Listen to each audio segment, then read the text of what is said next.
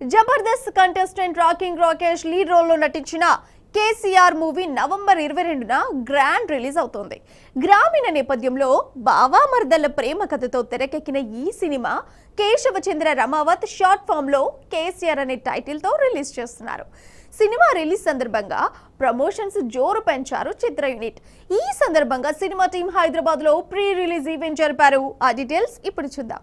Keshav Chandra Ramavath complete village backdrop లో తెరకెక్కిన ఈ సినిమాలో రాకింగ్ రాకేష్ హీరోగా, అనన్య కృష్ణన్ హీరోయిన్ గా నటించింది. గ్రీన్ ట్రీ ప్రొడక్షన్ సంస్థలో రాకింగ్ రాకేష్, జోర్దార్ సుజాత దంపతులు ఈ సినిమాను నిర్మించారు.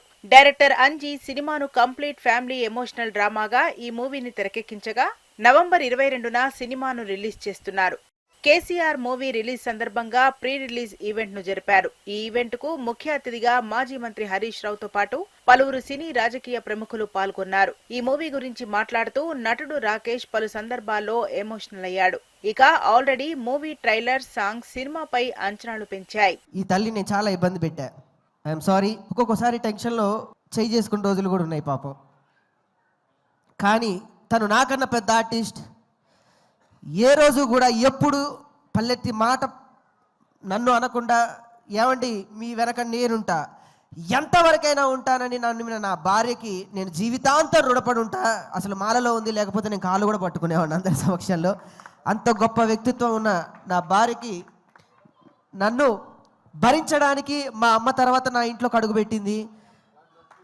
మళ్ళీ నన్ను నాన్న నిన్ను నేను చూసుకుంటా నాన్న, ఏమి కాదని చెప్పి నా బిడ్డ వచ్చింది, నా ఖ్యాతిక తల్లి. Thank you very much Suji. మనకి ఏమి కాదు, ఈ సినిమాతో మనం బయటపడతాం, ఇంకో సినిమానే తీస్తాం. మళ్ళీ చేస్తాను.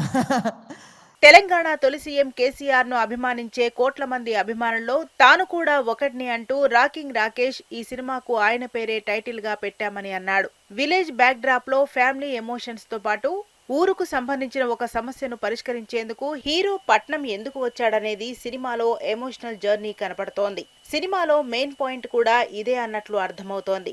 మరి ఈ విలేజ్ బ్యాక్ డ్రాప్ మూవీ బలగంలాగే చిన్న సినిమాగా వచ్చి పెద్ద హిట్ అవ్వాలని ఆశిద్దాం.